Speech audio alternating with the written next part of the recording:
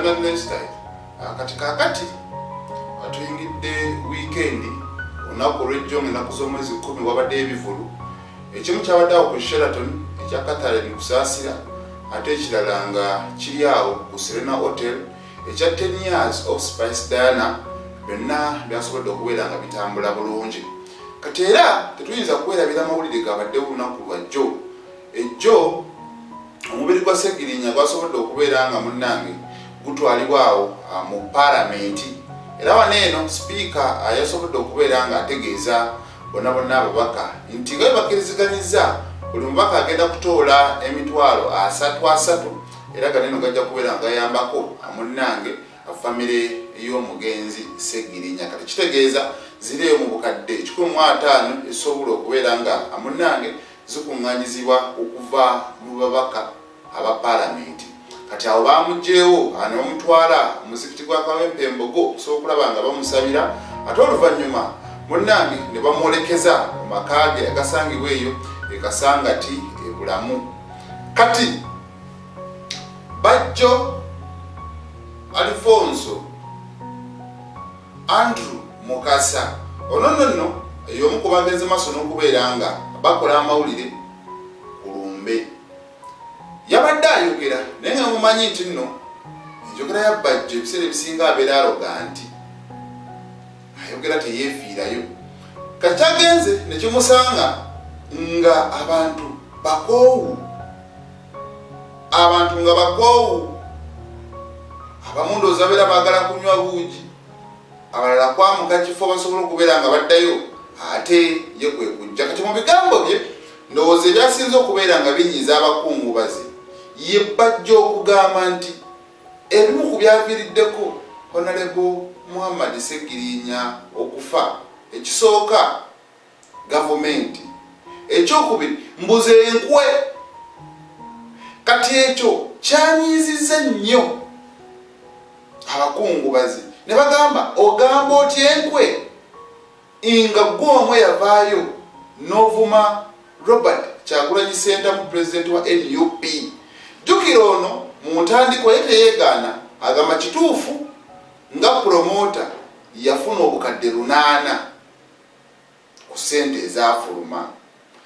Kati era yavaayo n'ayogera bingi nnyo eri omwami Robert Kyagulanyi Ssentamu. Jjukira bano bwe basooka okubeera nga bajja mu maaso nga bapromota aba Bobi Wine wakati nga gavumenti enabakubeera nga emugaana okuteekateeka ebivulu oba okuyimba ku concerts ez'enjawulo, bano nga be bali mu maaso. Kati ekyo kasaba amala okubeera nga andowooza bakifunamu akasente, kuba naye akyeyogerera nti akasente yakajjayo n'amaliriza n'akyuka. Oluvannyuma twamulaba ye ne Abitex batateŋŋana ng'ate amunnange beevudde, ate ne bamala ne bakyukira ne bakomawo. Kati ye munne Abitex olw'ebyo ebyagwawo mu nkuuka ey'omwaka guli eri ogwa 2023 mbu Kyagulanyi yagaana okujja okuyimba ku nkuuka, ono n'agijjamu empalana era n'atandika naye okubeera ng'ayogera ebisongovu. Kati ye Bajjo n'alaga nti akyali ku sayidi eno era ne yeekuumira ku sayidi eno endala. Naye abantu ebiseera ebisinga batereka obusungu bwabwe ku mutima. Kati ono newankubadde si muyimbi, ekikola kye bakoze eky'okumukuba obucupa ate mwattu naye ate kyamukoze bulungi n'akeddagala. Baneeno ba foot soldiers be bagezezaako okubeera nga bamutaasa eri abantu ababadde abataamu okukira obugo, naye nga ye takkiriza, agamba nnina okwogera. Kati mu mbeera nga bweri kino kikulaga ki? Nti Sseggirinya okuba nti afudde ng'akiikirira abantu b'e Kawempe North ng'ekibiina ekya National Unity Platform kyekyamuleeta, kitegeeza beefuze olumbe luno eno.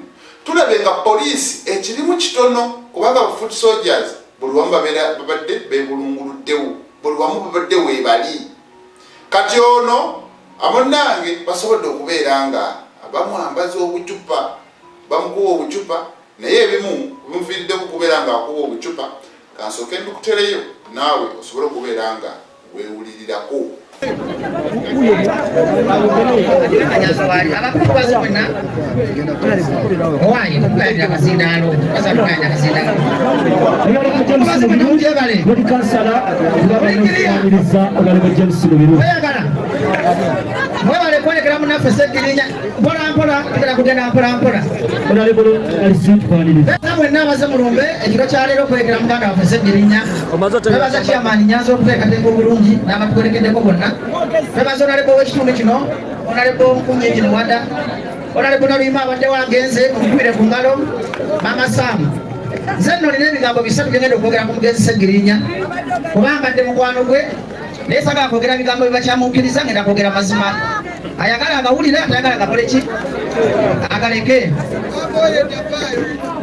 oba akoye genda webake eyakoye genda yebake manya bivubuka tebirina mpisa byamanyi nti okwogana ennyo kwekwogana abakungu baze onaleko Sseggirinya afudde alina ennaku nyingi ku mutima ekisa Sseggirinya zibadde enkwe zaffe ng'Abaganda n'abeefuula tetumwagala nnyo nenga tetumukola ki tetumwagala njagala muwulire amazima gano nti gavumenti ekoze kinene okutta Sseggirinya nakutuyambye nnyo gavumenti okutta Sseggirinya olw'enko ze tulina njagala mukkiriza mugane onaleko Sseggirinya afudde lwankwe zaffe kwefuula bamwagala nga tubadde tukola ki yafudde ennaku ssatu abantu bakubye ebipande buli omu akubye ebipande mwagenda kwesibawo onaleko Sseggirinya nkimanyi mwakoye ogana sijagenda sikuwandiisi nkimanyi mwakoye twejjemu enkwe ng'Abannayuganda bwe tuli wano naye munaawogana mutya naye munaakolaki temujja kujjako Museveni nga tukyalina enkwe nkimanyi abakozi b'effujjo wano bangi temulina gye muyinza kukola kambabulire amazima okaleko Sseggirinya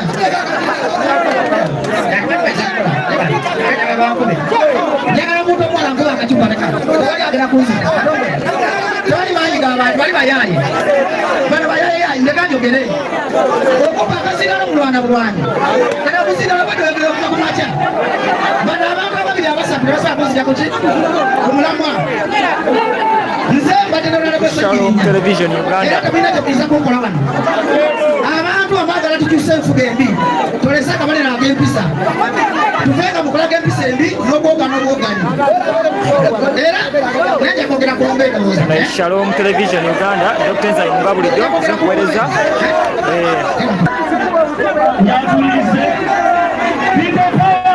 oli live ku Shalom Television Uganda